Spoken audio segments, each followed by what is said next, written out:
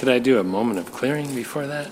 A moment of prayer. Clearing? A moment of prayer, and that it is 9/11. We could do that too, but Reflection.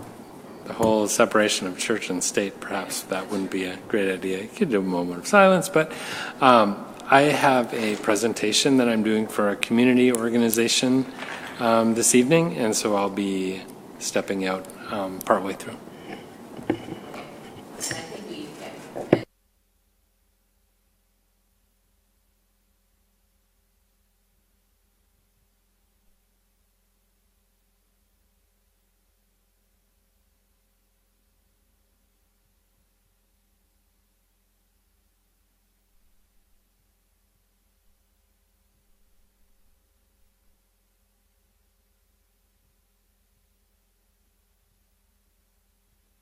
We've had, Do these meet Smart Snack Nutrition Guidelines, Mr. Superintendent Gronseth?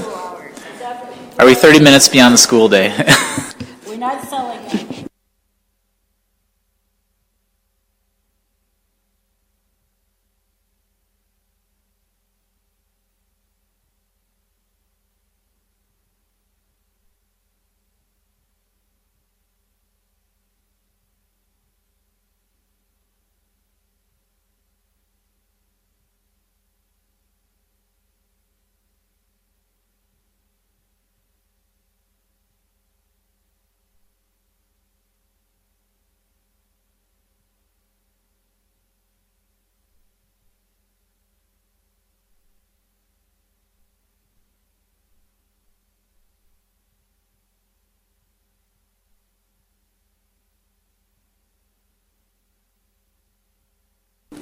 oh, it's even. Dilly dilly.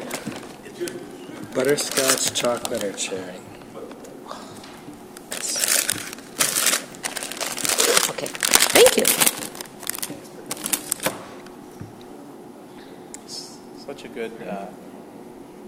good model. Oh, Dilly bar though. oh.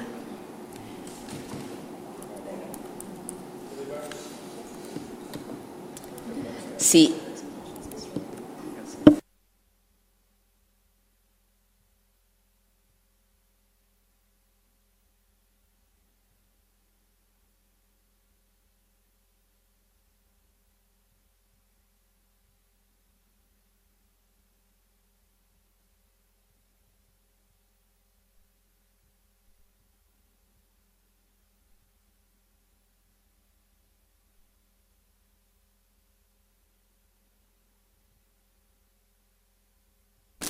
this is what our education committee meeting looks like today. We're going to get an assistant superintendent report from Mr. Horton. Then we're going to go to a curriculum and instruction report from Ms. Netland. Then we have some informational presentations, and in actuality, I think it's kind of, I don't think we have any special guests. Not that you're not special. You are.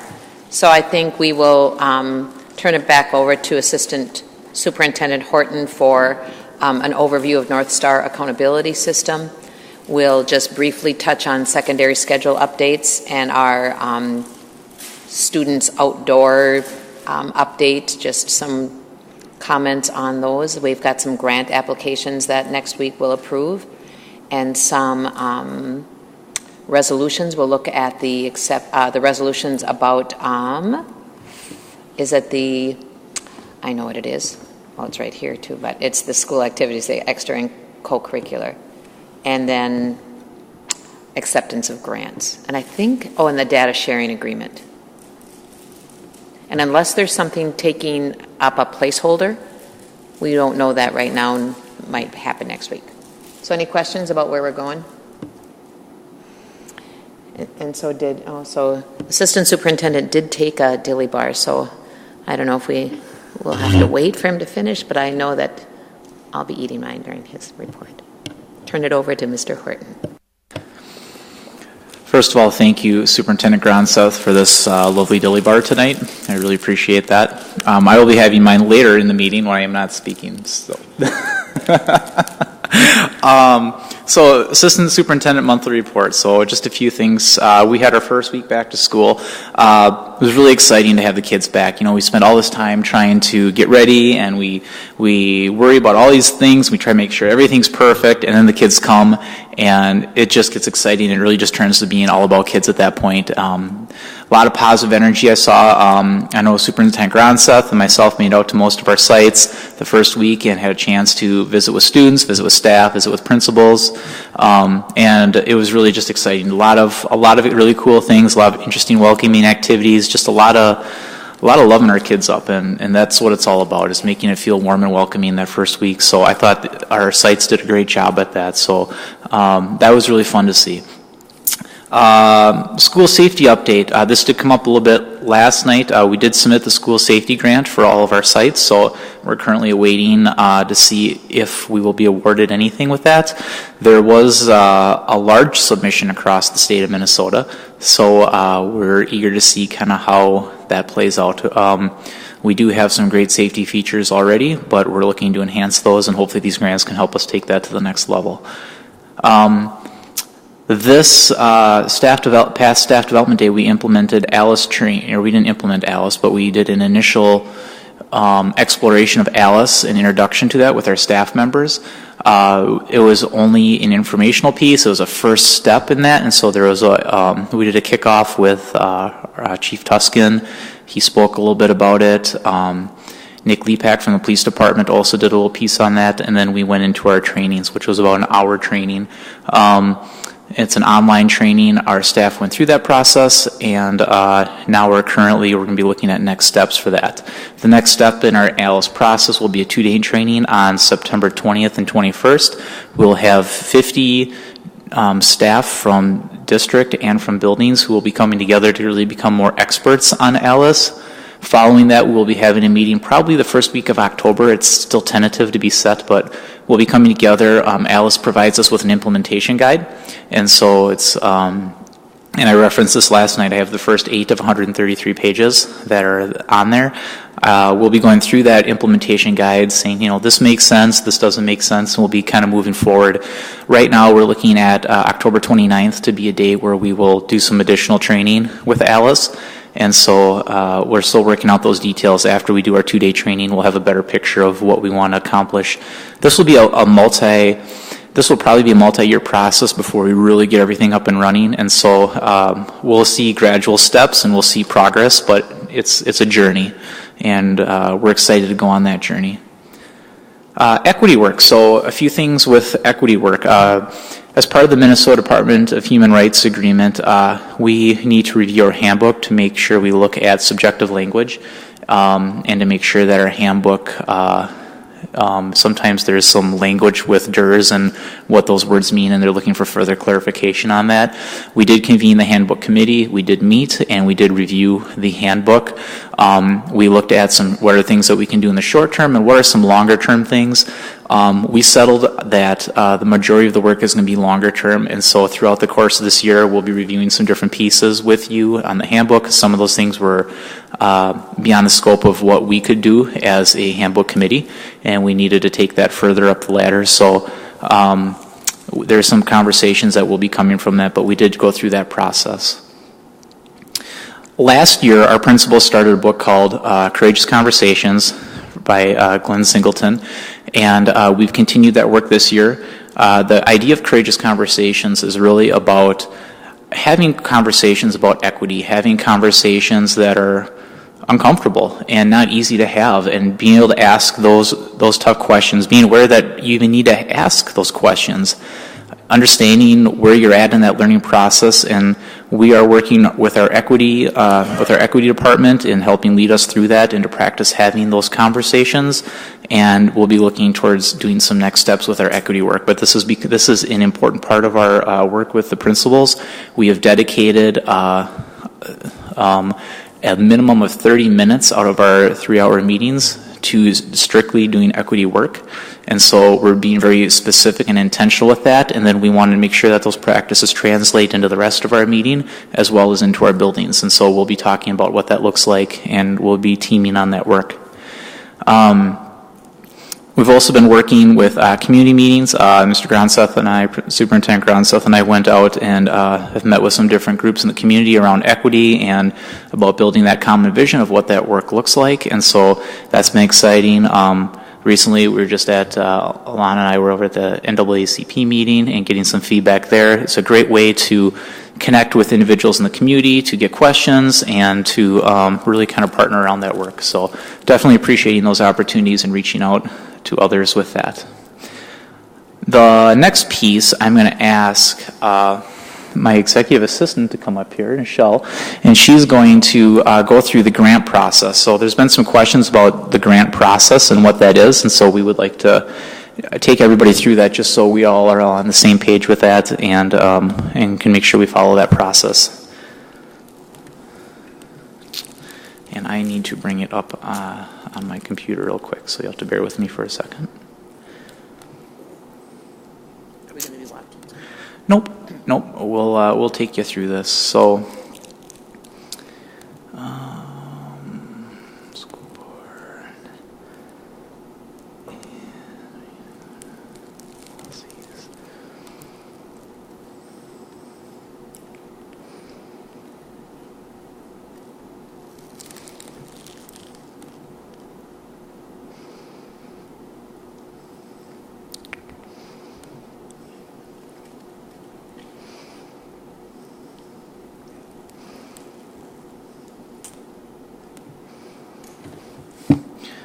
Okay, so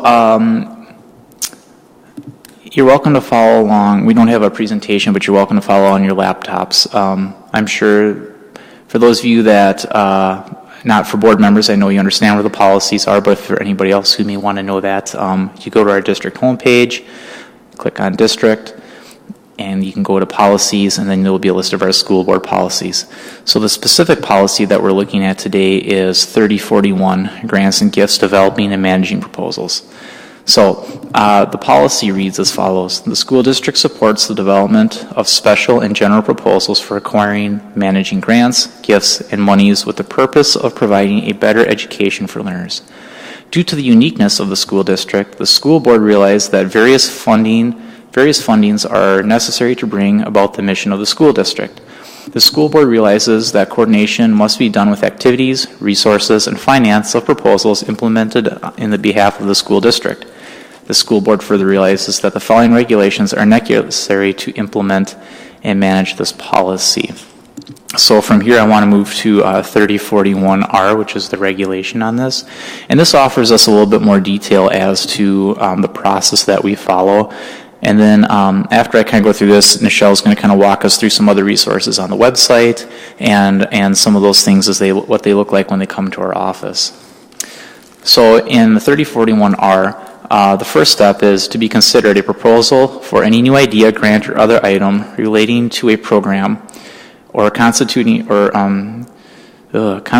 program in the school district must be submitted in writing responding to the following, and that would include a description of how it works with the district vision and mission, a program summary, the uniqueness of the program, what problem does the program address, the goals and methodology, the budget, and then a signature of the person who is applying to apply. And so in order to do this, in order to do a grant application, somebody first has to seek approval to put it on the agenda. The proposal should be submitted by the writers, the applicant, to the district supervisor for review, and then sent to the administrator in charge of the division where the proposals are originated. The administrator in charge will distribute copies to other division members to review for comment. The administrator in charge will take a recommendation to the superintendent after proposals have been reviewed by the cabinet. So the way that process would look is that if it's at a building level, a teacher would go to a principal and get a signature on that. It would come to me. I might bring it to cabinet, talk to Superintendent Gronseth about it, and then we would then add it to our ed committee. 2 weeks must be allowed for review of approval. And so when we do get these, we ask for 2 weeks to go through the process so we can go through our checks to make sure that this grant will do the things we need to do and that there's no unforeseens attached to that. Many of the times things are pretty easy and they work well. Sometimes we find that, you know what, there's some additional questions we might have that we want to have time to go seek. The proposal should be accompanied by a suggestion source of funding, preferably other than the school district's general fund. Proposals are not limited to instruction. They're judged on their ability to meet the needs in the mission of the school district. And then all proposals and grant applications must be included to complete revenue and expenditure summary. Once the proposals are received from funding agency in an approved status, copies will be distributed, and so on and so forth. So basically what that's saying is that once we pre-approve, we come to Ed Committee, we say we recommend this grant, and then we would approve that, and then we would go from there. Once they gets full approval from the board, we would then tell them that yes, you can go seek a grant. And so that's the first step, is they need to get approval to even seek the grant, and then we would come back after they hopefully have received that grant process.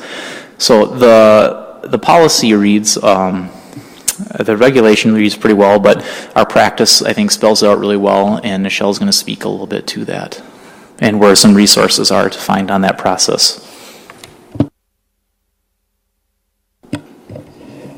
Hi, I'm Michelle Canavan. I'm Executive Assistant to the Assistant Superintendent, and I can tell you what grant proposals and grant awards look like in practice. So when someone at a site or a building would like to go out for a grant, their first step is going to be to go to the ISD 709 staff resources intranet on the new website, which I'm sure most of you are familiar with. But once you access that page, the staff resource page, you can scroll down to the Assistant Superintendent section, where we then have a link that reads Education Committee, Grant Proposals, Extended Field Trip Requests. Those are two things that come through your committee for pre-approval before they happen. So if a staff member or faculty member clicks on that link, it'll take them to the information about that process. You can't get into the staff. Oh, you don't have access to that. Okay. Well, I will read it to you then. Once you click on that link, it'll take you to the Assistant Superintendent page for further information, where it reads Grant Proposals. All grant applications are reviewed prior to submission to inform district administration of the district required commitments, time, data, funding, etc., per the grant. We have created a Google form to simplify and streamline the pre-approval process. And then there's a link directly on that page to that Google form titled Grant Proposal Notice. Upon pre-approval by the Assistant Superintendent, all grant applications must be submitted to the Education Committee as an informational item. Further down, it reads, once the grant is awarded by the agency, all grant awards must be submitted to the Education Committee as an action item. Grant dollars are not accessible until after the Education Committee has accepted and provided final approval at the board meeting. This information has been accessible and readily available to all staff members for quite some time. Previous Assistant Superintendent and I created some of this wording and the Google form that's attached. If you click on that form, it further spells out the process. Grant Proposal Notice. The following information is to be completed by any employee of ISD 709 who is submitting a grant request to an outside agency. The School Board Education Committee must review and approve all grants prior to submission. If you have any questions, please contact the Assistant Superintendent's office. Thank you. Required fields include name of person submitting the grant, email of person submitting the grant, school department receiving the grant, name of agency providing grant award, award amount requested, briefly describe how funds would be used. Does this grant require any matching funds, in-kind services, or special accommodations that would require district financial support? Yes or no? If yes, to the question above, please describe those requirements and provide an estimate of the financial support needed from the district. Does the grant require any reporting to the funder, which would necessitate assistance from the assessment department? Yes or no? If yes, to the question above, have you contacted the Director of Assessment to discuss the reporting requirements? Yes or no? Has the principal or director approved the grant proposal? Yes or no? And then they could submit the form. Once the form is submitted, it comes to our office in the form of a spreadsheet, where then we are notified of their intent to file the grant.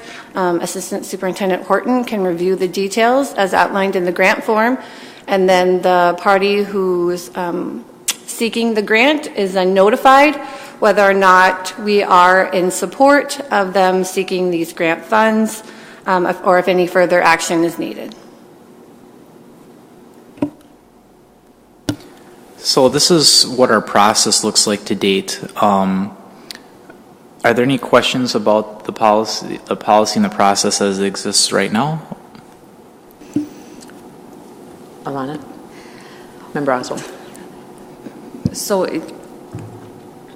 if a parent at a school, such as what happens at home, just happened at Homecraft, wanted to apply for grants, and they obviously don't have access to this page,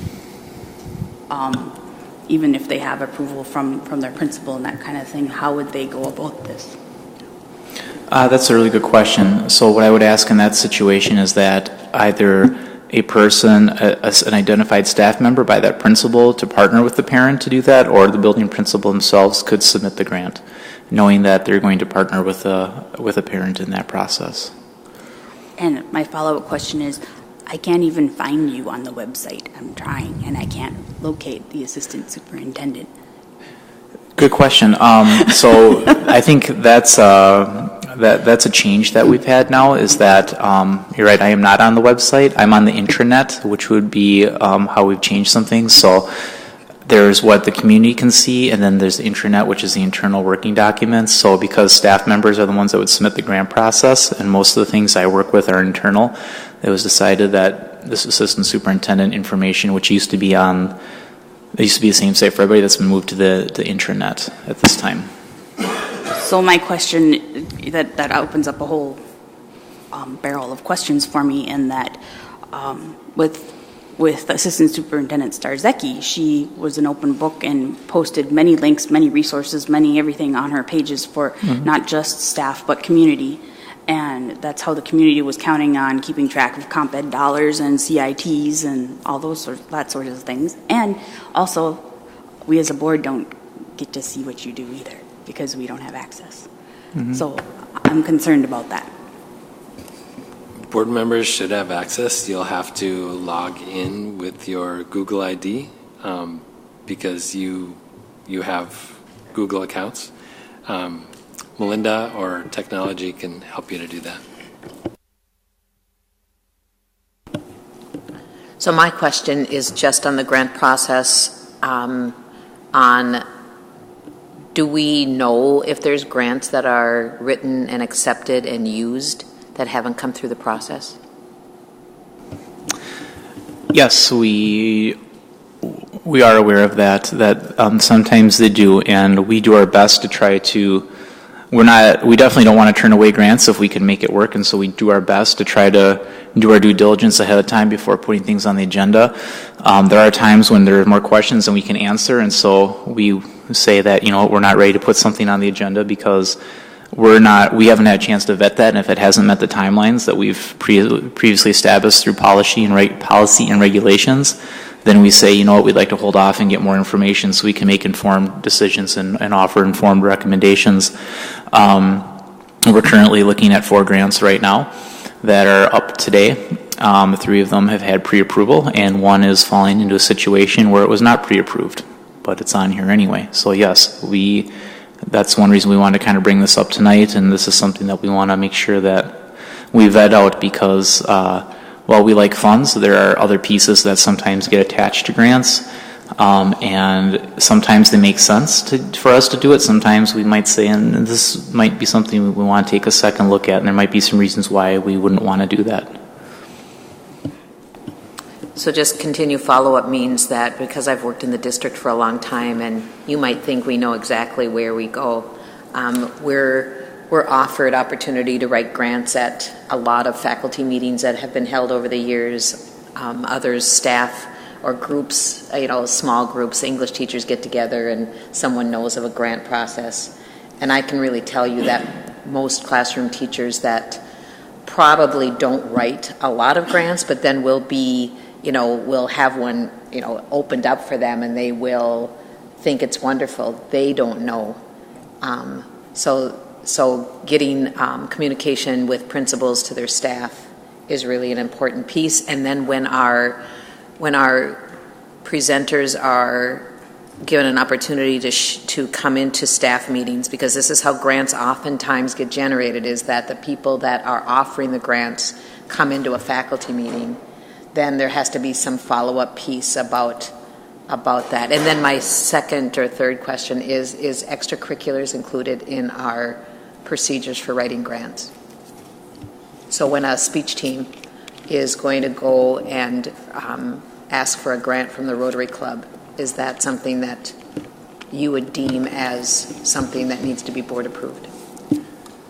There's no language in our policy that specifically says that about extracurricular activities. The way that I interpret that is that it's part of an activity as part of the school district. It's a school district sponsored activity. Therefore, it would fall under this policy, so that they would need to go through this policy. And that would probably need to be communicated, because I think for every assistant superintendent that has come into our building, they'll say that same thing, that it's not in the language. So they really, I've asked the question because I write grants for my extracurricular teams. And I think I've addressed every assistant superintendent, like, does speech fall under this? And I've been told no. So I don't know what the other advisors or coaches are doing.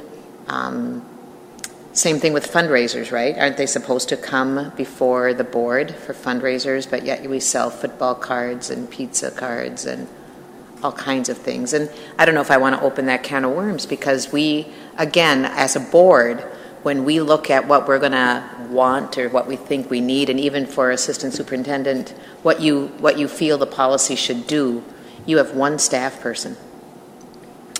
And so when we think that, yes, we certainly have to have all activities come before the board, but we don't have the staff to support the necessary steps to process and bring forward, then what's that dilemma look like? I don't know. Just from a historical standpoint, in my time here, as far as communication goes, the grant process is something that we revisit and communicate with principals annually, if not biannually, and with the expectation that they are communicating that with their staff. As far as extracurriculars are considered, we have examples on the agenda tonight of 2 grants for an after-school club, to where that information has been shared with them. So it may differ from building to building, but as far as I am, this isn't business committee, but I would say that as far as grants goes, it would seem that the policy should follow the same as gifts and donations, that any financial contribution to the district would need to be reported to the school board.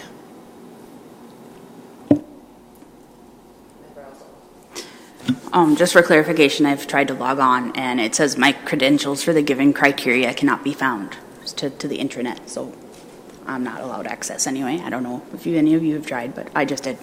So, sure. And my other thing is that I think this is, a very timely policy that we could bring forward in the next month to rewrite and redo, because we have to transfer it to our new MSBA system anyway, and it's a 4-digit one, and we're transferring everything to 3 digits, and so I think that if we put this policy to be reviewed and updated on our next agenda, I think that would be really good, because I do see opportunities here to clarify a lot of language and give some direction. Maybe we put a cap on the amount of, if it's under $500, you don't have to report it, or, things like that. That those are all, there's lots of other ideas out there. I agree that we don't need to ask for everything, but, you will see fundraisers pop up on our gifts and donations or whatever, occasionally by building. Some do, some don't, and I don't like the fact that some operate under one thing and others don't, and that there's some, leeway for judgment in there. I'd rather have something clear cut so we know what to do, and after 30 years of teaching speech, Jill doesn't have to guess if she's got to report it or not. So I think that would be a great suggestion for the agenda setting people. Mr. Kirby, yes.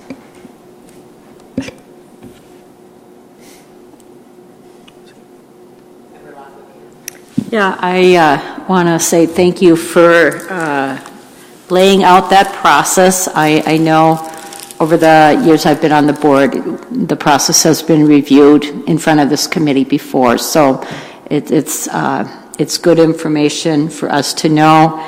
I will say that the issues that came up in August at the school board meeting around grants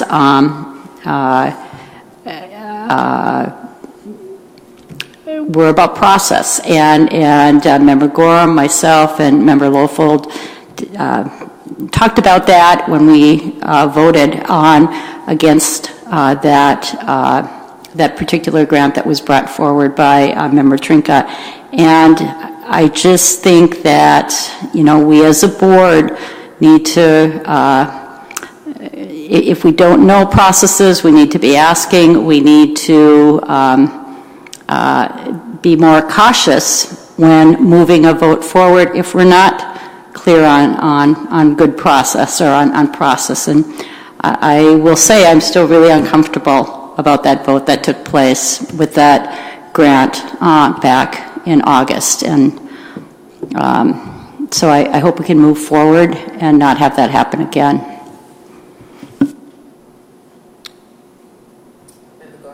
I would agree with Member Loeffler-Kemp's comments, and I guess just want to speak to the policy specifically. I appreciate it and the regulations that are in there. It really opens the door for the board to do good governance when we make our decisions. So thank you for your work on it and communicating it out and making it work as best as it can. And if we do review it again, hopefully we can find a few ways to make it work better.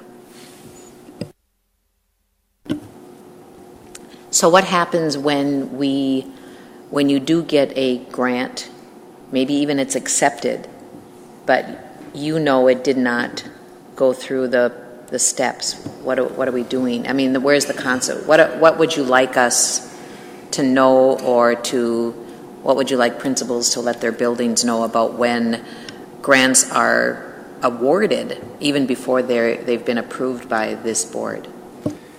I think, I kind of mentioned that earlier. I want to come from a place of support for our staff if they go out and apply for a grant. If I can make it work, I will. We have the policy set up to allow us to do the things we need to do.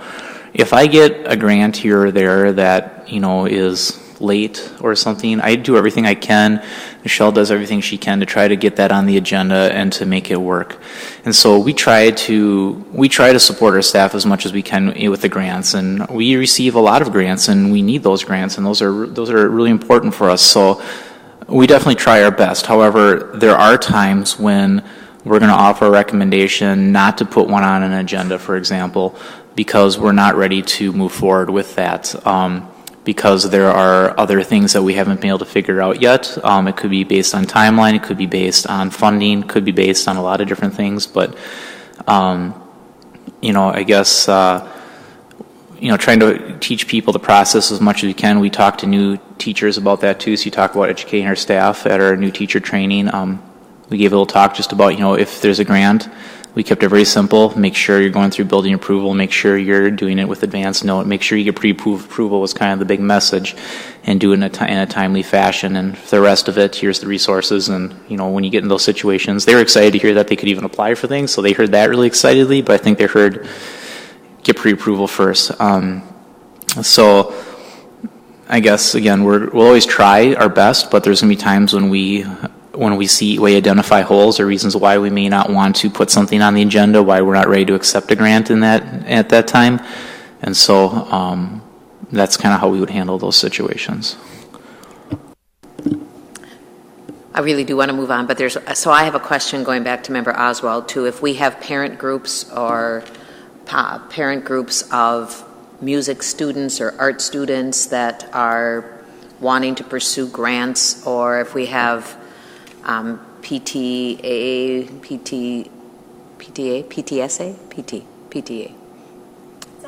okay. You know, where are they getting the right information for the process? Not even about logging on and being able to see the form, but where are they getting the information? Is the question that you ask have to do with how do they know about a grant process? Is that before they go ahead and get a grant? Because some will just go out and they'll think they're doing a good job. Yep, they do, and most of these things always come from a good place, and there's definitely no question about that people go out with positive intentions and stuff, and we try to support that as much as we can. Our coaches would fall under the supervision of our athletic directors and our building principals, so that would be the place where they would want to communicate those processes. Again, if grant processes all have to get signed off by your direct supervisor, that would create an opportunity to do that. And so that's kind of how I would suggest that they get that information. Yeah, I just feel obligated to clarify too with this PTA. As a former state PTA president, we advise our leaders and our local presidents, like we have many here in Duluth, to with any fundraising or any grants or of any kind, they need to be working directly with their principal and their local school district, because policies differ as well around the state, and so that's advice that is sent to the local presidents and leaders or from the state PTA office.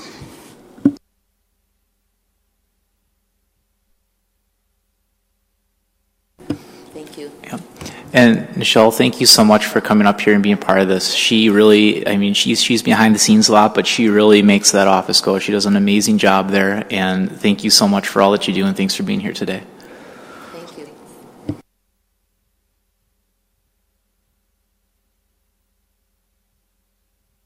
I'm still going here. Shout out. So I just wanted to give a little shout out to our to Lester Park Elementary School. I went over there and I went out and helped out with bus duty, so I got a chance to meet all the kids come off the bus. Super fun, just a chance to interact with the students. And I walked in with the principal, and she walked with me to the gymnasium, where I saw a group of 8 students, all holding up welcome signs saying, "Welcome kindergartners, we're so excited to have you." And all the kindergartners were coming in there. I just want to give a shout out to those students who are out there welcoming our new elementary students and really helping them find a friend on that first day. And what is, it can be a very exciting, can be a very scary day for both parents and for students. So I just want to give a shout out to them. I thought that was just really great, and to see that, it was really heartwarming. And that is the end of my report. Thank you. It's always good to have shout outs, so I appreciate that. Any other further questions? So then next we have the Director of Curriculum and Instruction's monthly report. Thank you. I've got 5 different things to go over, and I'm going to kind of jump out of order here, just to go through more of the straightforward things first, and then the ones that might have some questions, I'll save those for the end.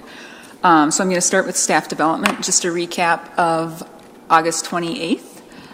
We had record sign-in attendance that day. It was really well attended. Over 1,200 staff attended. The auditorium was full.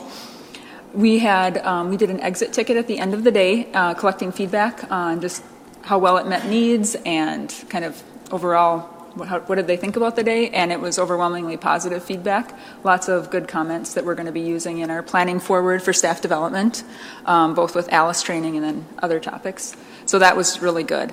And then been working on sending out some thank yous, because a lot of people helped come together to make this day work, even some of the people at this table.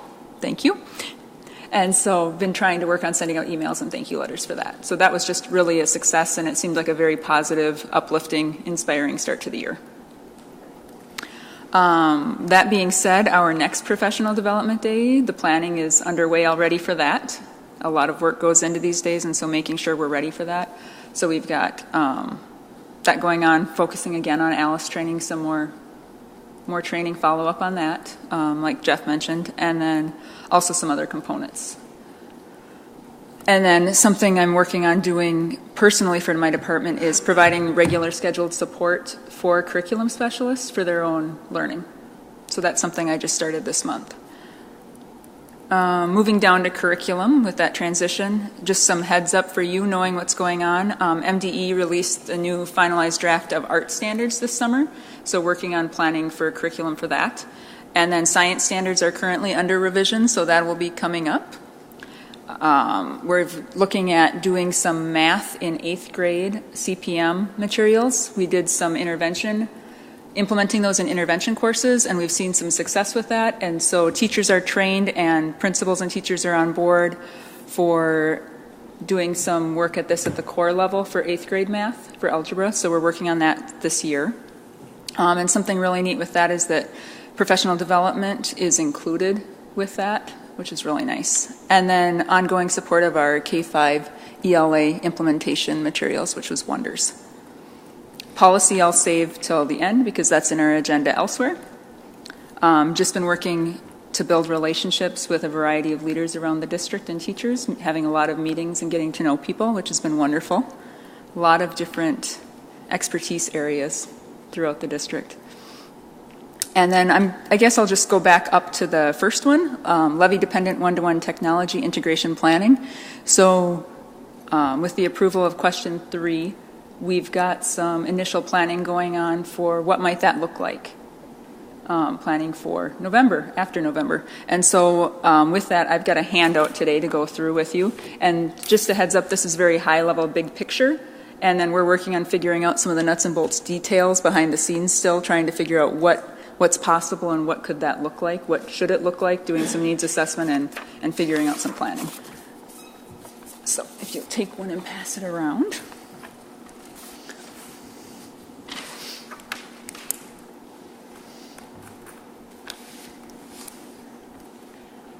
And so the goal of this handout, it's noticeably brief, it's a one-pager, so the goal of this handout is to kind of create the vision of what we're trying to do, and then some big picture steps that are within that process for moving forward.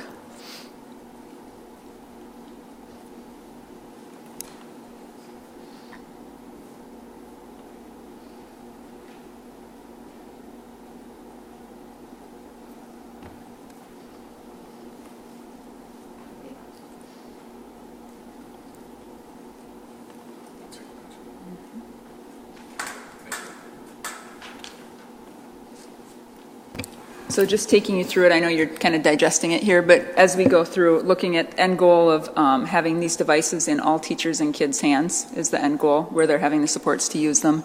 And some of the initial work involves initial staff training, laying some infrastructure and technology capacity, making sure that we have what we need in place, planning for the types of professional development we need, and then planning the rollout schedule for what would actually happen as far as devices go. And I'm anticipating we'll have wonderings about this one, so that's why I saved it.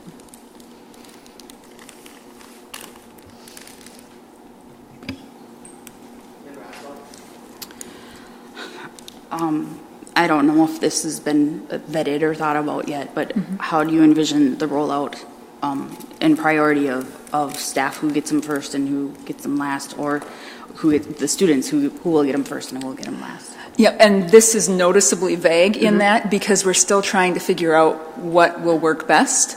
If you pulled some of the planning tools on what other districts have done and worked, and there are different options to make it work. And so figuring that out before we start saying, this is what we're going to do, we're wanting to really be planful in this, knowing that this is the end goal, and some of those specifics we just don't know yet. And so my follow-up question to that is, I mean, I'm kind of looking at your steps as years almost, or a year or two in between each step. Maybe, yeah. My question is, by the time that students initially start getting devices, it'll be a couple of years down the road, and smart boards will already have been pulled out of classrooms. So the perception in the community may be that we're getting less technology if this passes before we can see them getting more technology. And so if a couple of years passes where, staff are getting their stuff and we're converting to televisions, and they view it, their students are getting exposed less to smartboard technology, they're the perception in the community I see developing is that what good did this do? And so how can we bridge that gap with our narratives and how we're talking about it? Because we can't do it all at once, obviously. Right. And it's going to take some time. Yeah, so absolutely. So when we talk technology and infrastructure down below, some of those pieces might be things like upgrading internet quality. Some of it might be replacing technology in classrooms. Other things might be putting programs or platforms behind the scenes, a structure type piece. It's a lot of different things. So it would be fleshing out some of that. So the goal with this was to show that there are going to be specific actions happening, big picture, with steps where we might not get to that. Every kid has a device in their hand right away. So yeah, absolutely, some fleshing out of that. So is that going to be addressed in how we present this to our community, that we have to build up the infrastructure first, before we can realize it, and that you're not going to see these things? I mean, is there going to be an emphasis placed on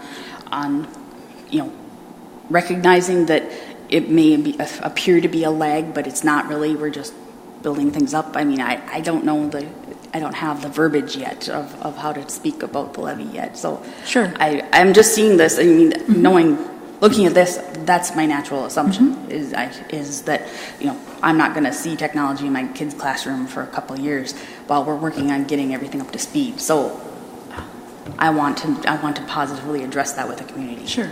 So I want to make sure I understood you correctly. What I'm hearing is the question of how do I know we're making progress in the meantime? And how does that impact my kid? Did I hear you right? No. Okay. How do we communicate that with the public who have just passed the levy and expect things right away? Sure.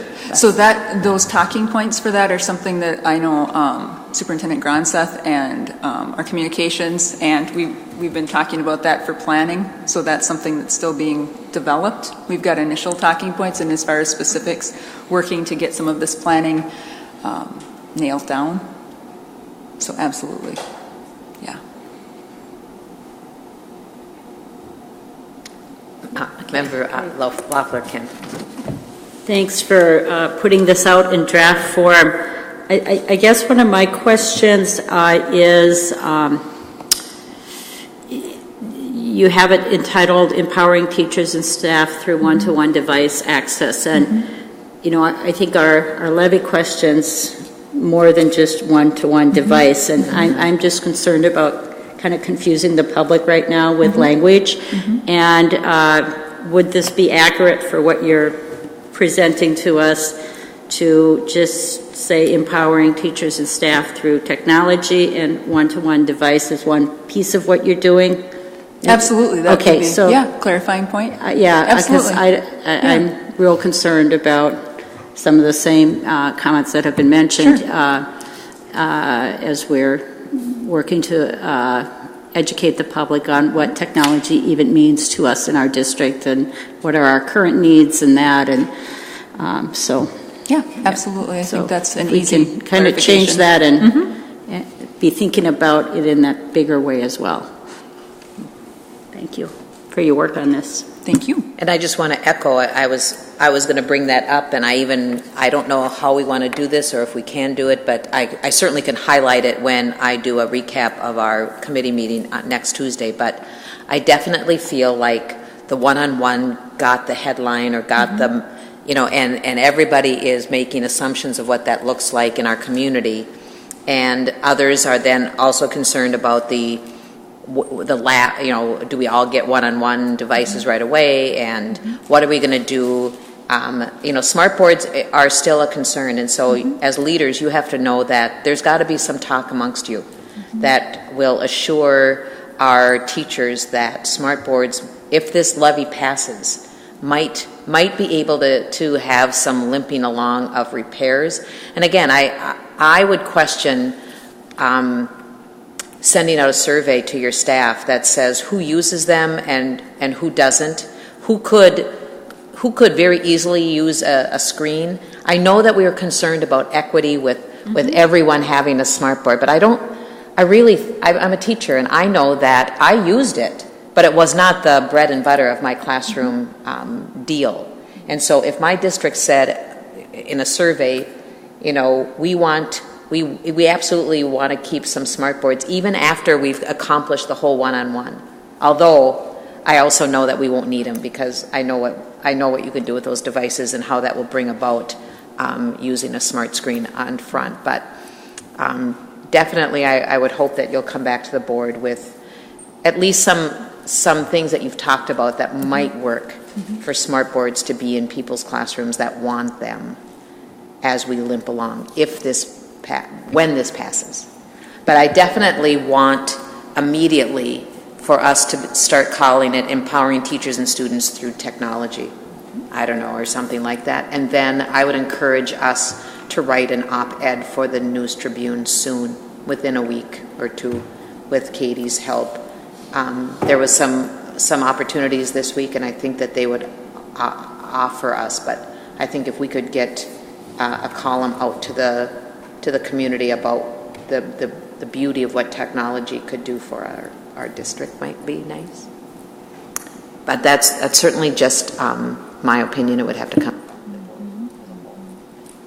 Alana, member Oswald. Just to follow up on the smartboard talk, in June when we were presented with the old technology plan, it had scheduled smartboard removal to start this coming summer after the school year. And so I really hope that that's reprioritized, and I know that I'm going to keep asking that because I know that it's easier to adjust to a screen from a smartboard at higher levels where kids in elementary are about touching and feeling and all that other kind of stuff. Not that higher levels aren't, it's just they're easier to adjust to a different screen. And so the first two schools to go are Lakewood and Stowe, and I would highly recommend seeing if somebody will volunteer to go first, or you know, just like Member Lofald suggested, you know, see who will voluntarily give them up now, because this is important for all of our learners, and if we're going to have a gap between devices, that's going to be even more important. So I'll just keep asking. Thank you. Superintendent, Assistant Superintendent.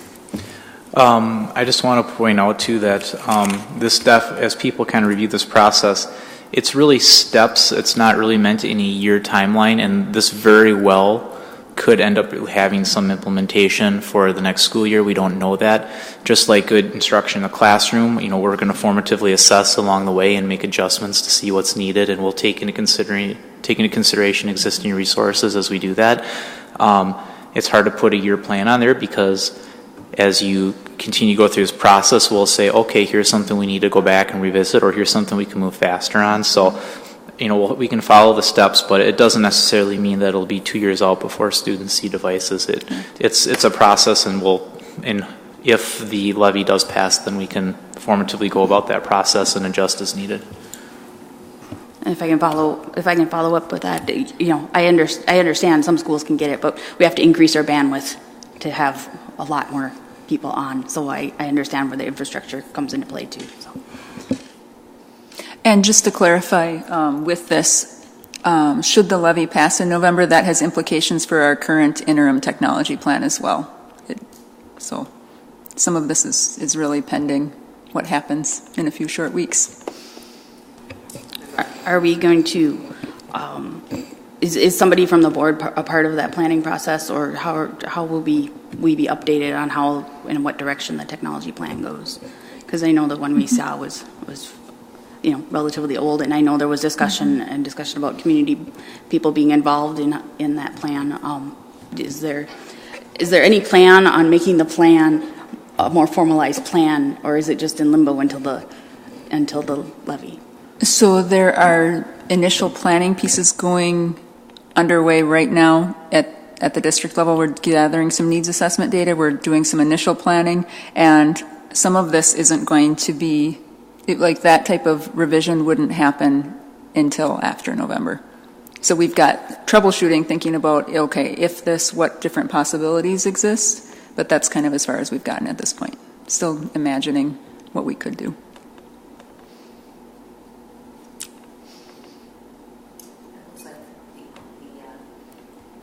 The end of questions, and I think, does that conclude your report? I think, yeah, Director? we'll keep the policy for the next future agenda Okay. item there, and I think I just that's have it. one more question on the whole report, not on Sure. that part. But has any evaluation of the staff development provided for the ELA Wonders program been done from last year? Can you ask that again? I want to make sure I The understood. staff Yes. development, we had specific people providing staff development for the Wonders program that we implemented, and I was just curious if there has been any evaluation on that staff development, if it was good or bad, or from teachers. Yeah, so what we're using kind of a rolling feedback with that. So what worked well, what didn't work well, and what people need next. And we're basically doing an exit ticket style, and then using that to plan the next piece. And my last question is, are you going to continue using the Q readers for teachers in various capacities so they learn how to check in with the little square with their phones? Oh, the QR codes? Yeah, that's it. The QR We can codes, continue yeah. to offer those, yes. I think from the people that were able to do that, they really liked that at the staff development day, and it was super slick and super easy. And I think the only problem was people just not knowing how, and so providing more opportunities to do that. Even random check-ins or like, hey, do this, you get a sucker. I don't know. But. Yeah. That brings us to on the agenda for our North Star accountability report.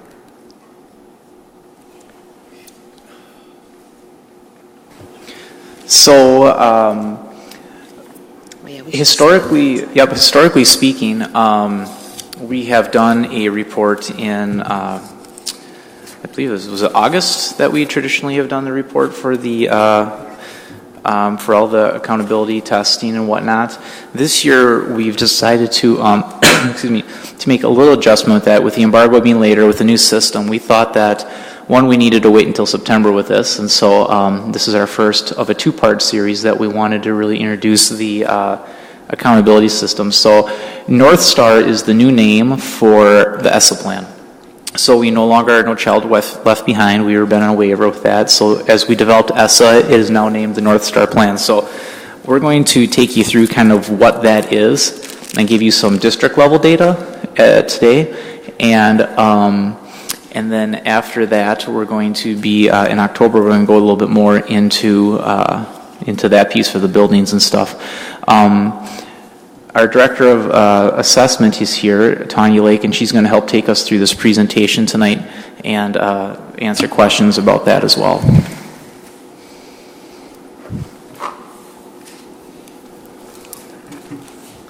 Good evening. As Jeff had mentioned, I'm here to talk about our accountability for our schools. So there are really three things that I want to talk about today. First is just give you a brief overview of the North Star accountability system. There are a lot of nuances with the new system that I think are important that you as a board understand. I'd also like to talk about the initial district level results, more of the 10,000 foot results that we have, and then our next steps. So the first thing that I wanted to do is just give you a brief history of accountability in Minnesota. Most of you were around with No Child Left Behind. That started in 2001. That's when schools were labeled making adequate yearly progress or not making adequate yearly progress. The goal of that federal law was that all students would be proficient by the year 2012. In 2012, states were able to write their own waivers to No Child Left Behind as the implementation of it became cumbersome. So Minnesota developed a new, more coherent accountability system that accounted or looked at multiple measures. And those multiple measures were used to identify schools for support, to also identify them for recognition. So you'll remember focus schools and priority schools coming from that process. In 2013, our state introduced World's Best Workforce, which was another state accountability system, and that's what you've heard us talk about quite a bit. There are 5 primary goals of World's Best Workforce that we've been aligning our work to: kindergarten readiness, reading well by grade 3, closing the achievement gap, college and career readiness, and graduation rates. In 2015, ESSA, you've heard us talk about ESSA, that's Every Student Succeeds Act, that replaced No Child Left Behind. And as a part of that, states were able to write their own plans of accountability. So what was born from that in Minnesota was the North Star system, where they're looking at taking the requirements of ESSA and merging it with our state accountability system, which is World's Best Workforce. So that's what we're going to talk about today is North Star. So there are lots and lots of acronyms on that slide. The purpose of North Star Accountability System, again, is just to merge the two systems, the federal system of Every Student Succeeds Act with our own state's World's Best Workforce. It's replacing our other systems, so no longer do we have the MMR, or the Multiple Measurements Rating System. No longer do we have Adequate Yearly Progress, or AYP, etc. This process uses a 3-stage system to identify schools for supports and for recognition.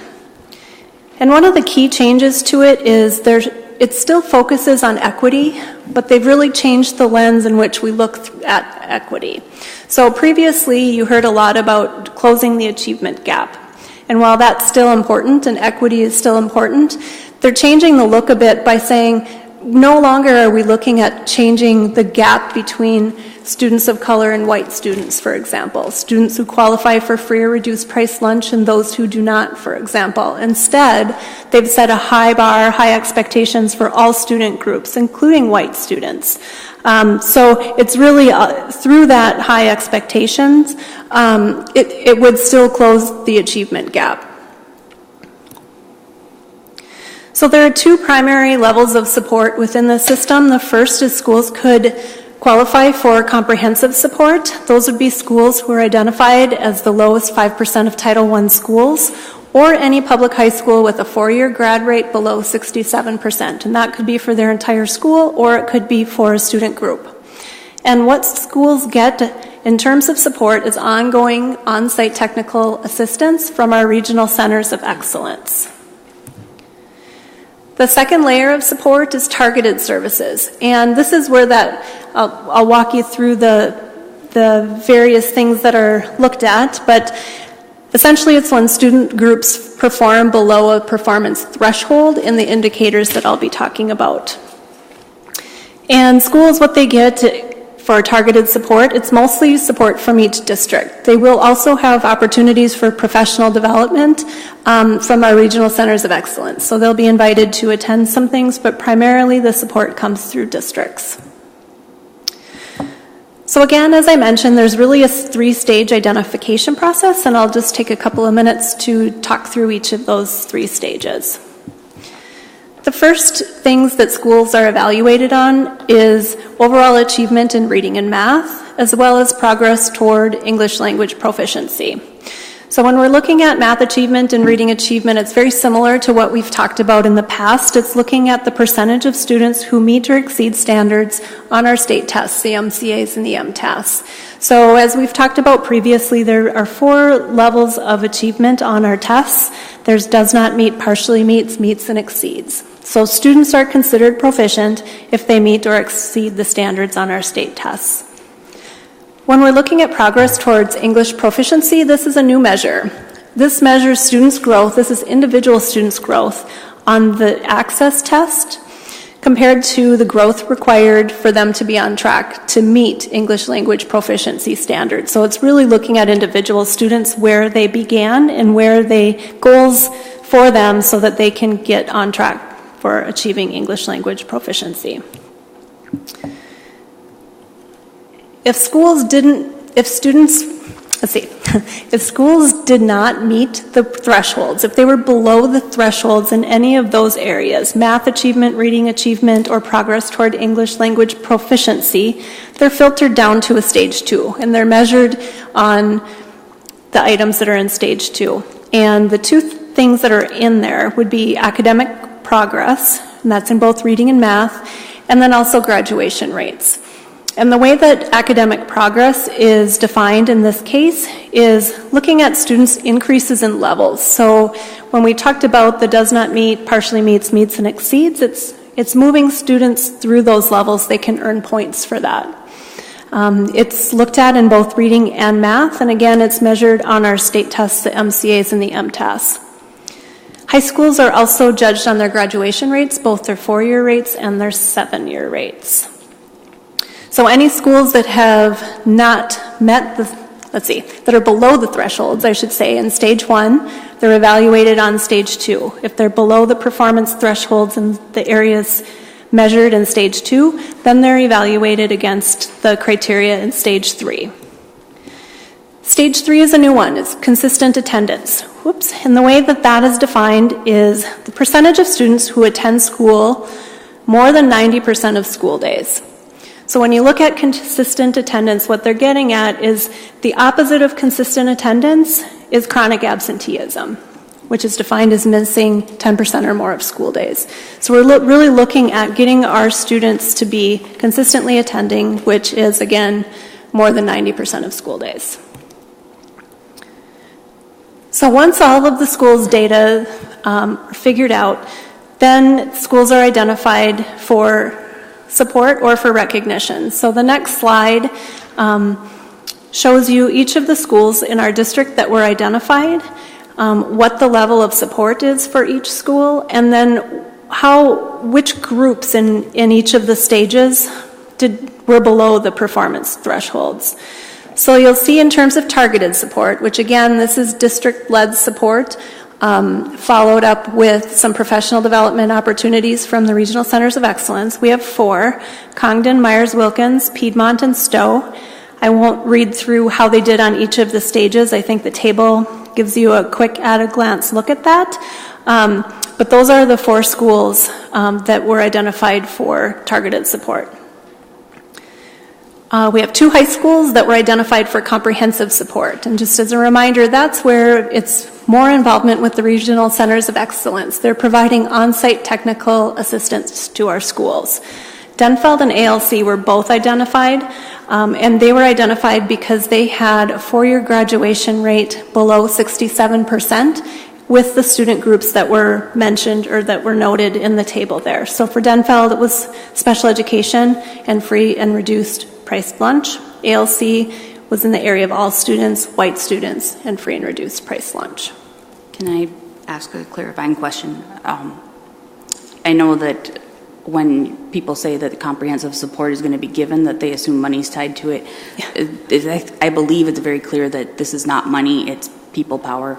That is correct. Okay. Yeah, yep, you're right.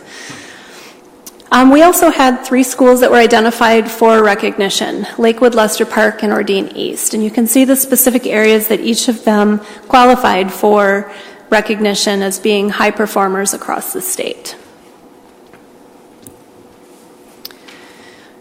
Before I talk about some of the themes, I just wanted to give a couple of reminders before moving forward. Again, this is just a broad overview, and there are many layers of analysis within this data and within this new system. There's many ways for us to report the data that I'll be talking about in a couple of minutes, really depending on purpose. We get it sliced and diced in a number of ways, and we slice and dice it ourselves in a number of ways. And what's provided here is really the data that is used within the North Star accountability system that was used to identify our schools for either support or recognition. So just to be clear about that. And then again, just a reminder that many sources and also many types of data are used to inform our improvement efforts. So our North Star system is important, but it's really just one of the many performance indicators that we look at when we're looking to improve our schools. So just some overall themes. As I mentioned, we had 2 schools that are identified for comprehensive support, and that was based on the graduation rate indicator. We had 4 schools that were identified for targeted support and 3 schools that were identified for recognition.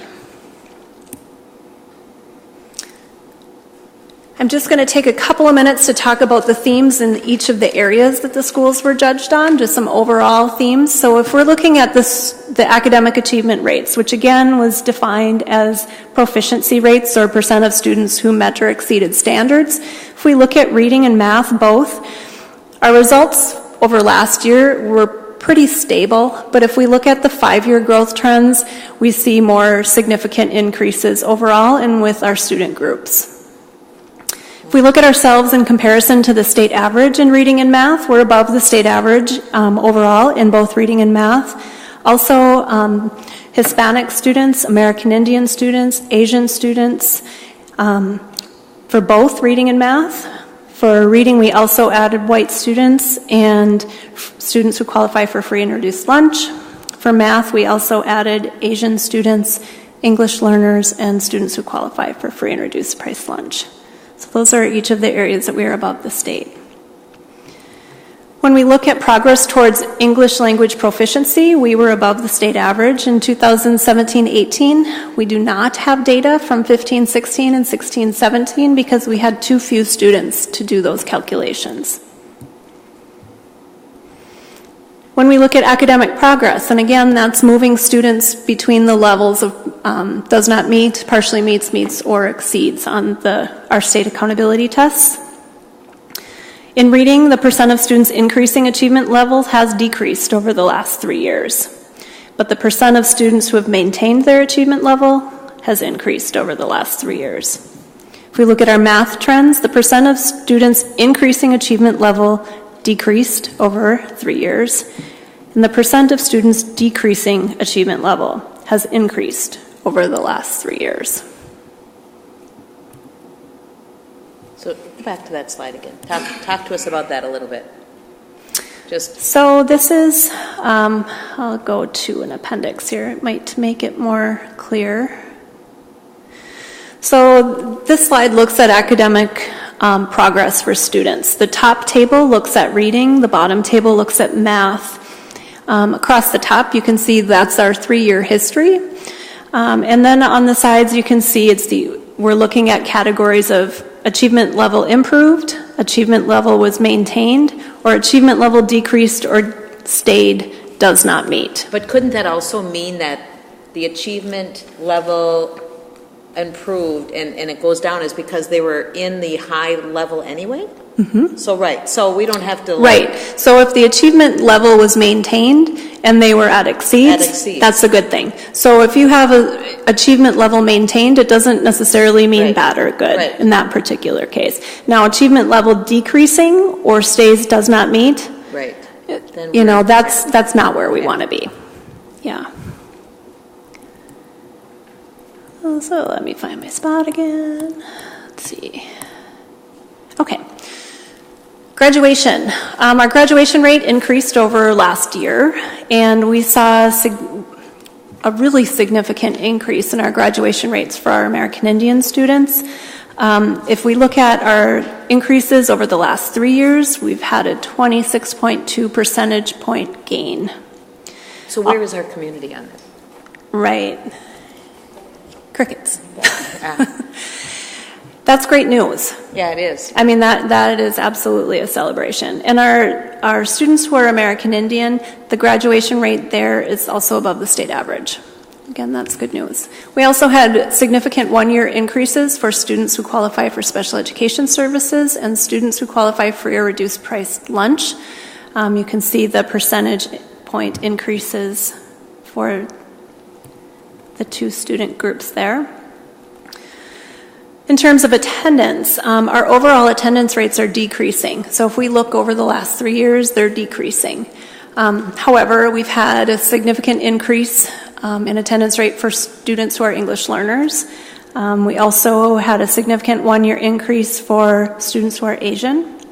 And then we are above the state average with our Hispanic, Asian, and English learner student groups. So overall attendance decreasing? Mm-hmm. What does that look like to you? What does that say to you? Part 2. Oh, you're going to get to that? Yeah, I think that it's really going to get into the what's next for our district. Yeah. Now that we know what we know, what are the next steps? And that don't we know as educators that attendance decreasing is certainly such an incredibly important thing, but it's mental health, it's family, it's a lot of things, right? So is that what part two will share with us as well, that decreasing attendance? Right. I don't think we're going to be getting into the why behind it because we don't have that data necessarily. I think what we'll get into more is the what's next. Okay.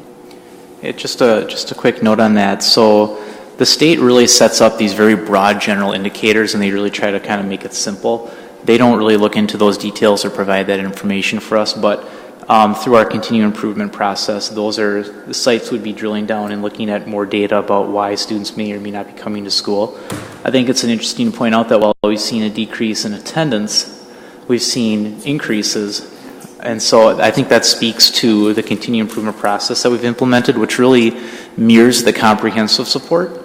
And as it was brought up earlier, there's targeted support, and when we do targeted support, really, as a district, we've been offering the comprehensive support for our schools that are for targeted support. So we really have been kind of going above and beyond with those processes, and our regional centers of excellence have kind of echoed that. So we're seeing, and so I think, while we've seen that decrease, the work that we're doing is really good, and so that's something to pay attention to. That maybe at the RCI level, that's where they would get into that piece.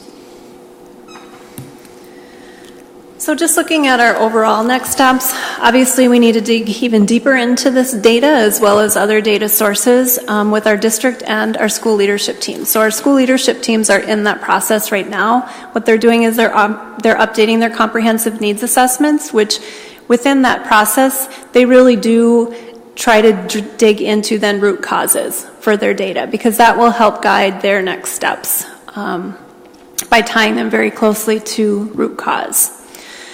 They're also updating their goals. They want to look back and see, did they meet their goals from last year, and what are their goals moving forward?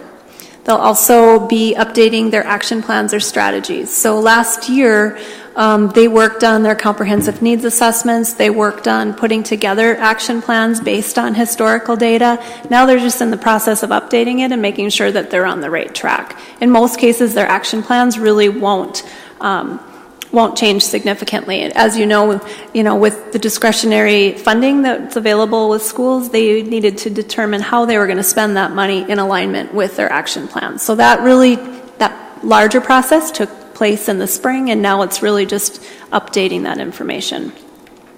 And then we'll be coming back in October to talk more about this.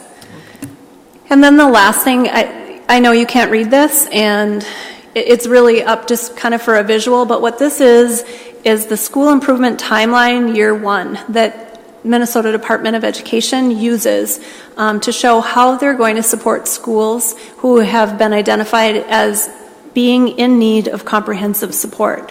And one of the first steps that schools are required to do is establish a school leadership team.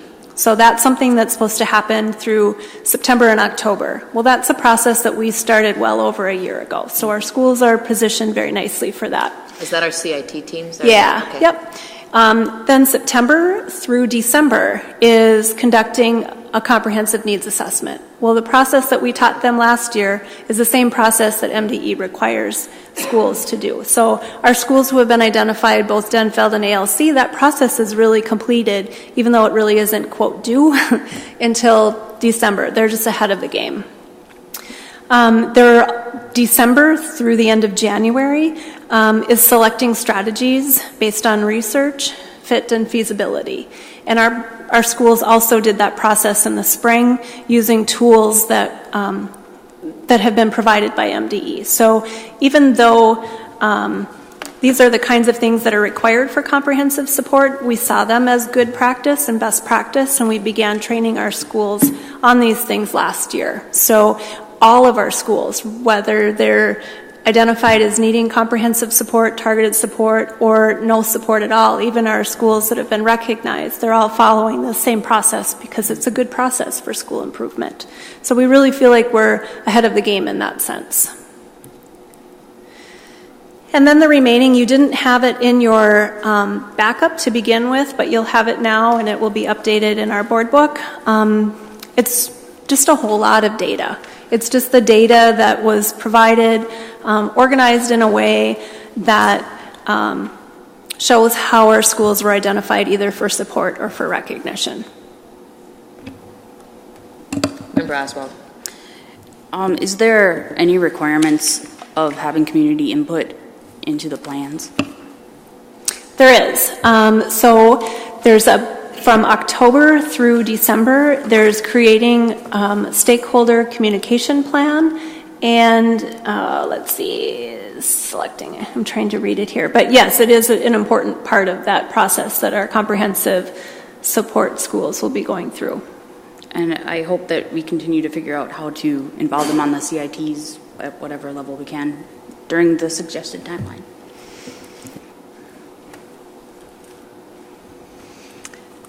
Is the continuous improvement teams stay the same in our buildings from year to year? Because I know that's as a teacher, we're not giving any monetary support to teachers that take on that continuous improvement team role, right?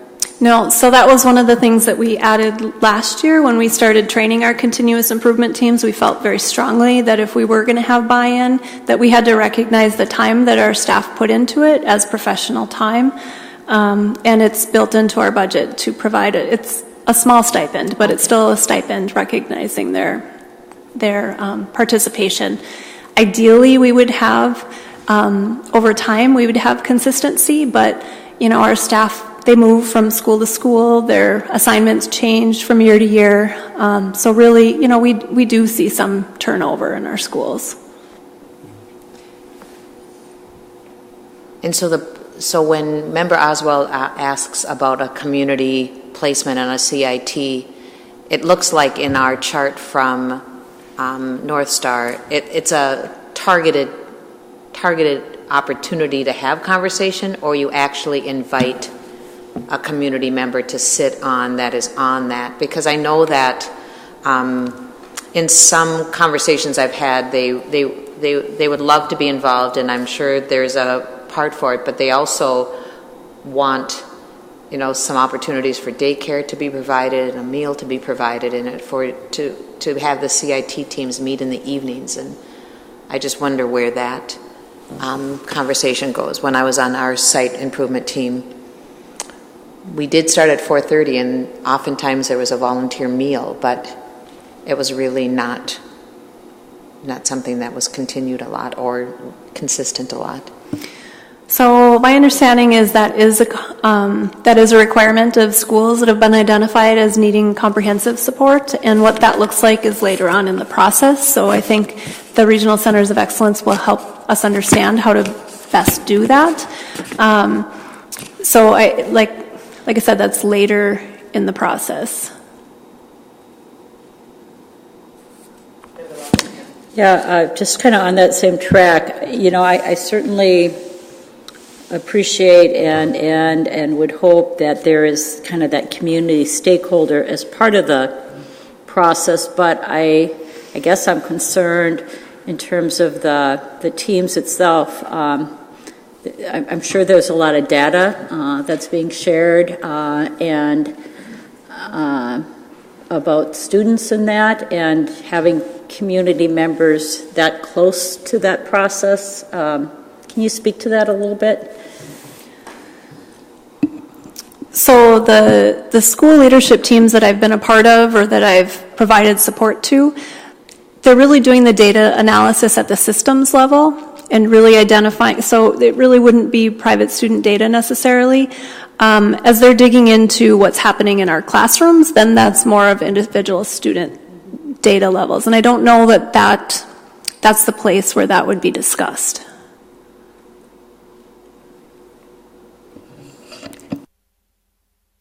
Anyone want to add to that, I guess? Yeah, I think we're in conversation with how we can best do that. You're 100% right that we have to be, well, we want to partner with our community members. We also have to be respectful of student data, and we have to make sure that we fall in. So I think we have to have, I think the Regional Centers of Excellence will provide us with some good ideas and thoughts around that because they are working with other districts and they've kind of seen how this can look. It can become challenging to do our meetings in the evening all the time. Our teachers have families that they want to be with, and while I love that for community involvement, there's also a staff impact on that.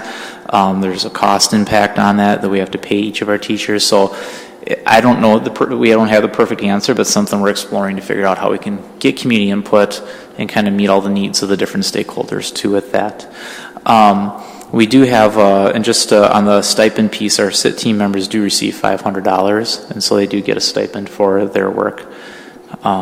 We did have time where we were subbing them out as a district team and doing district training with our SIT teams, but I don't think I can say SIT teams, our SIT. Those who participate in SIT, how's that? But that is not something that's currently in the budget with where we're currently at. So we're not doing that right now this year. So just to follow up to I think we're kind of talking about two kind of different SIT teams, and that is for the schools that are comprehensive. So Denfeld and ALC, they're required in the months of November through January or October through December or somewhere to bring in community stakeholders. Yes? It is a part of the year one timeline is to gather support from schools, families, and community stakeholders. Okay. So how that looks, we're not sure yet, and we'll be looking to the regional centers of excellence to help provide guidance for what the requirements are. But then what the community has been before the board a number of times is to make community a part of every school's continuous improvement team. So I'll defer to the assistant superintendent on that one. Can you repeat your question so I make sure I answer it correctly?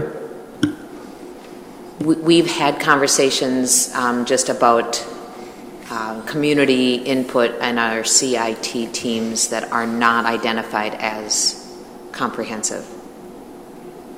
I think that we're actually mirroring the process amongst all of our sites. We're trying to follow best practices. So kind of like I had said before with targeted support, we're really getting comprehensive support at all of our sites. The regional centers of excellence will come in for the comprehensive sites.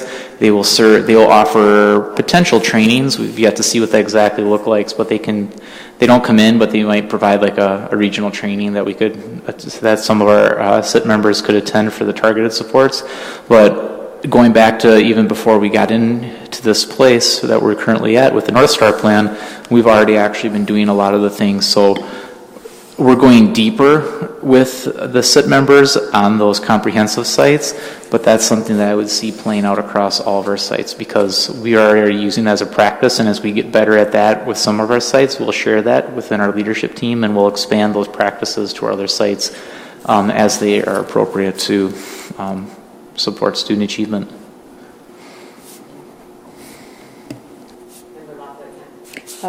I'm sorry, was not meant to be on.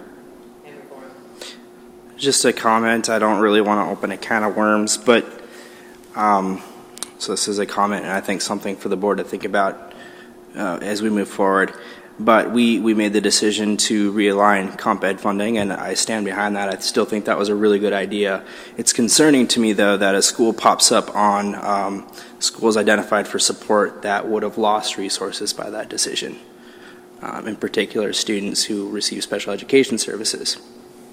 So, maybe that's, we want the money to follow the students who generate it, and that typically follows the students who are free and reduced price lunch. That's how the system works as far as how those funds are allocated. But maybe we're missing something there when we think about special education, in particular at Congdon. If the state is identifying a school as in need for support, we need to be mindful of that as a board and maybe think about how we address that. And also on that line, ensuring that use of the comp ed funds could be tied to this now, I think would be an interesting conversation as well. So I welcome any feedback, but I think it's something I'd like to think about more too. But just because it's Congdon doesn't mean there's not an inequity there that we've created now.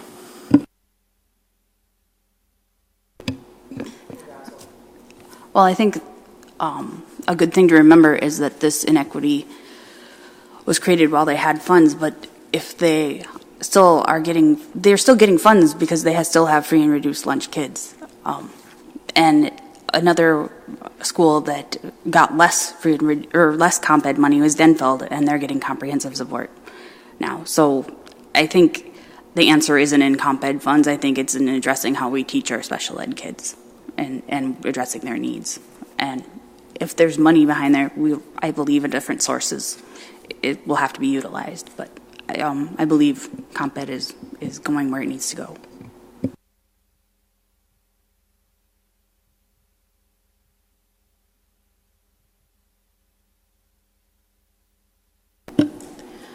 I think we're going to move on to policy, but thank you again, Dr. Lake, for coming and walking us through that. And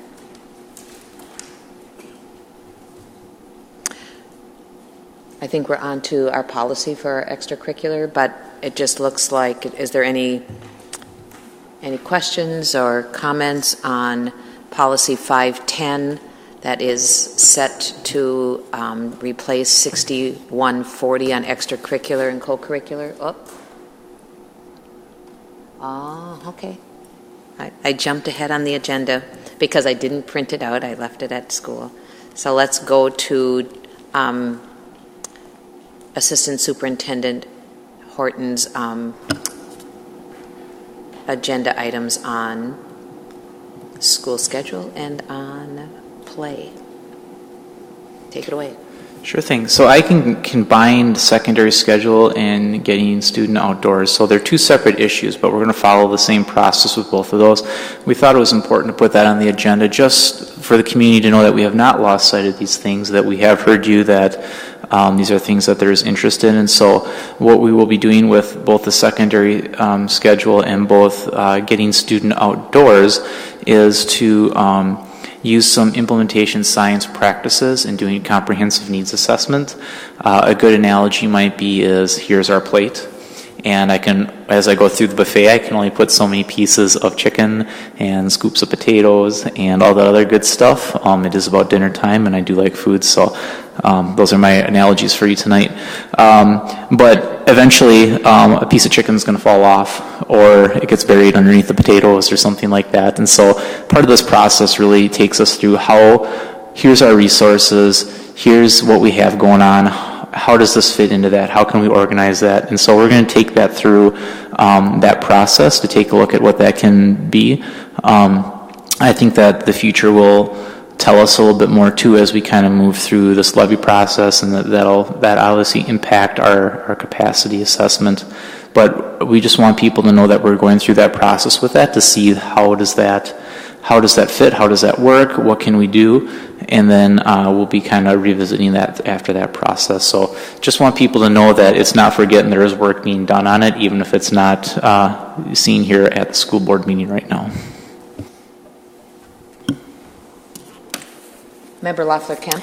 Yeah, all I want to say is just, I'm confident we will continue working on, say, the secondary schedule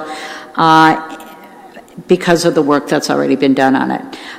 In terms of the getting students outdoors, one of the things I know I shared with some of the folks that have been working on this and coming to us is that it would be great to have a good comprehensive assessment on what is already being done in our schools to get kids outdoors, and that's everything from the school gardens to the school forest, et cetera, because there's a lot happening, and I think that information needs to get, gathered as well, and so at some, part of this process, to me, that's an important piece, and that happens because we have a lot going on already to get kids outdoors, and I think it just as a board, we also need to be better informed on what we're doing across the district. So, thanks. Member Oswald. I also think I would like to know the inequities in our system, because I understand, Piedmont and Lower MacArthur may have less opportunity to be outdoors with busy streets and not a lot of school forest area around their schools and that kind of thing, and how getting outdoors looks differently at those schools that aren't surrounded by nature. I mean, Lakewood and Lowell, they have dedicated space where that's not possible at MacArthur or Piedmont. So I know we have unique buildings. I know we have unique buildings all over the district, and some are better set up to have outdoor play and some aren't, and how we can address those if we're going to implement them at one school. I'd like to have alternatives that are available for everyone.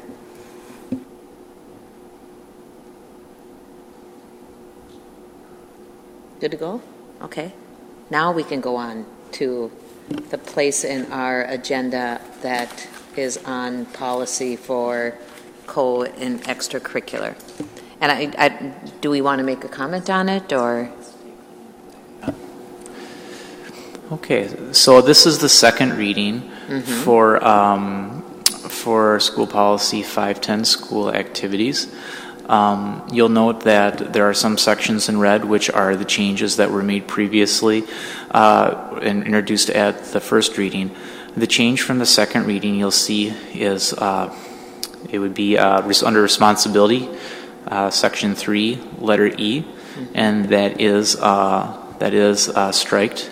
And if you go below the cross-reference, MSB policy 513 is out. And really, E was really speaking to 513, and that's why 713, and that's why it is struck from there. The reason why it was struck from there has to do with that it's the reference there which deals with how much extracurricular programming or how our extracurricular programs are funded. Based on the model of how we fund, we don't need this line in our district. We fund student activities through dues, through ticket sales, activity fees, and things like that. So our student activity accounts are funded through this. We fund our salaries in different ways and our transportation, but this is a practice that would be for a district that would have the school board doing that. We do not have that model, therefore we don't need that. A piece in that as a practice, though, has to do with kind of updating the board on student activities. We as a practice would continue to include student activity share-outs. Either that could be a standalone or it could be along with school presentations, but we didn't feel like that really fit into the policy, and that was really referencing a financial piece, not really a kind of a share-out, and so that's why we line itemed that piece.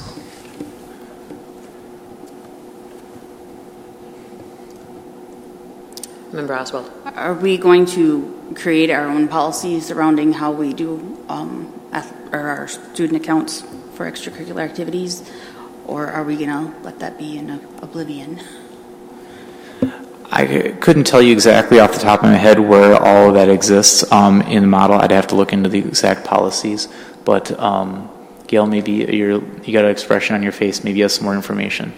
I can't recall the exact number, but I do know that we were looking at our actual policy for that. We just haven't adopted policy 713, which is the MSBA template. Yeah. And so our policy states something different, so this one became not applicable. Yeah. Mm-hmm.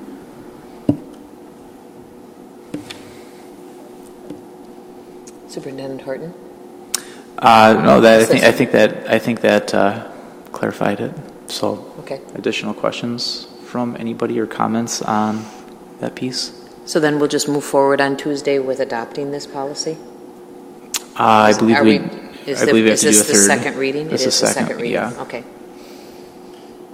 So seeing no questions on school activities, 510, is that what we'll be accepting with the deletion of E and the changes that are in red?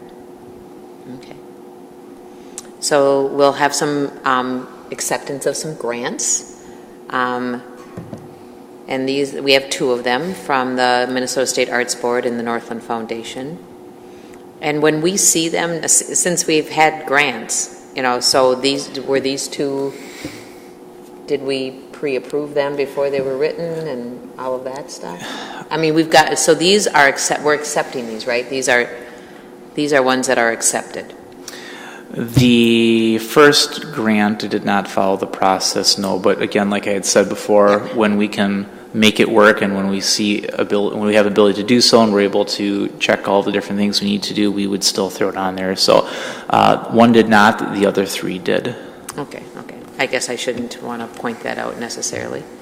I know, but I've been in the district for a long time, and I know too that, again, we are busy people, and I think that when the grant process is explained at staff meetings, in our heads, we don't have we're not thinking we're going to write a grant. It really doesn't, so when it's being discussed up there, if we have not typically been a teacher that seeks grants. Now, I think my guess would be a lot of elementary school teachers understand the grant process, because writing grants through the different agencies that Duluth has, and we have so many, seems to be easier for elementary teachers because they stay with the same pocket of kids for the majority of the time. So crafting grants, I know that I always would like to write grants in the high school, but it seemed like we couldn't always do it because of the nature of only having students for that hour or so.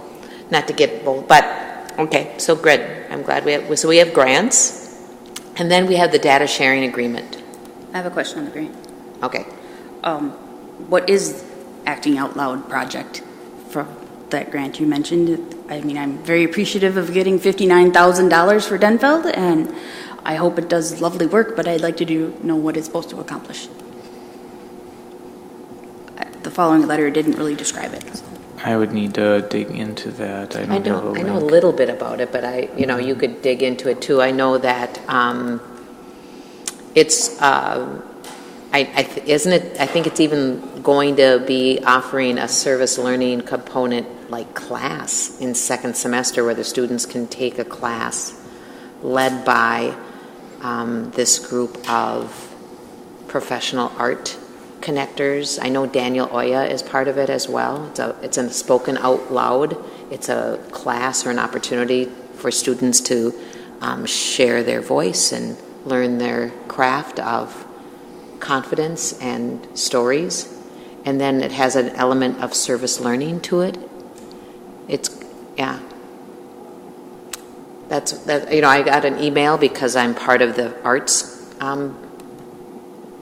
faculty at Denfeld, so I got an email encouraging me to share this information with speech and debate kids who might be interested. It's during WIN right now, or it's starting during WIN, and then I don't understand the second branch of it, but it is going to lead to an elective class that they can take second semester. And I don't know if this is a 1-year grant. I don't know. But it's really to reach out to kids who don't think they have a voice and give them an opportunity to get to know these professionals and use that skill. And then maybe they'll join the speech team too. And I think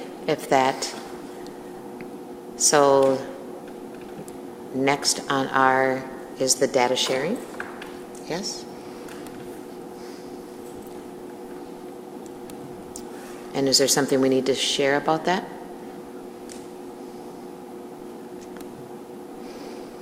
Because on Tuesday I'll just say the math and the Lowe's home improvement and the policy, and there's an acceptance of grants, and then there's a data sharing agreement. Is there anything we need to say in there? Not unless there's any questions about it. Member Oswald?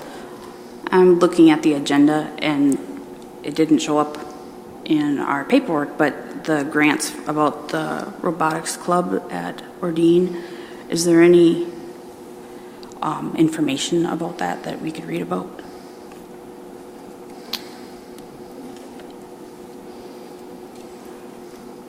I don't know where you're seeing the robotics. It's under grant applications, 1D, 3 and 4. It's on the actual agenda, but not in the board book part of it. Grant applications. Yeah. Closer to the front of the agenda. Oh, okay.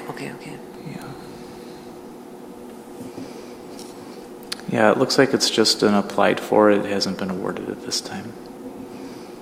So they're seeking to go out for a grant. And then the Northline Foundation Preventative Lincoln Collaborative, do you know anything about that? Or what that's going to look like at Lincoln Park? This grant will, again, it looks like it's for, if awarded, so they're asking to go out and seek it.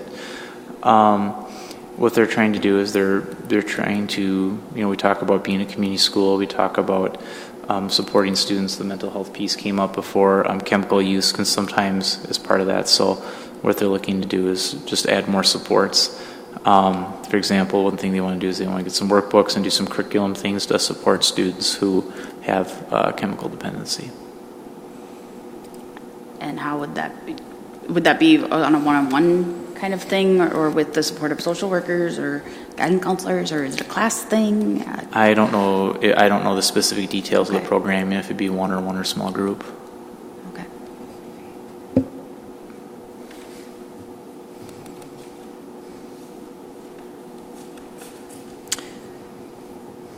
So when I move the resolutions on Tuesday, the state board one for Denfeld is in that section as well, and it's also in the grant applications.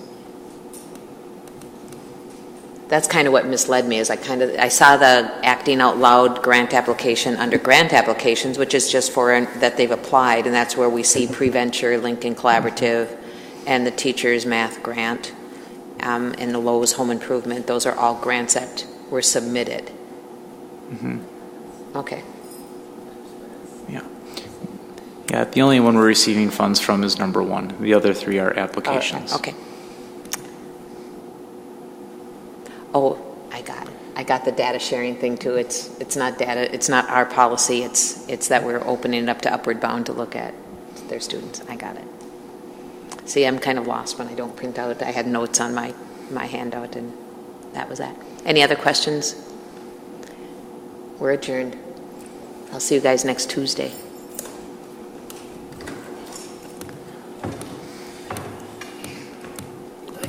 Good night. Good night. It's a nice night out.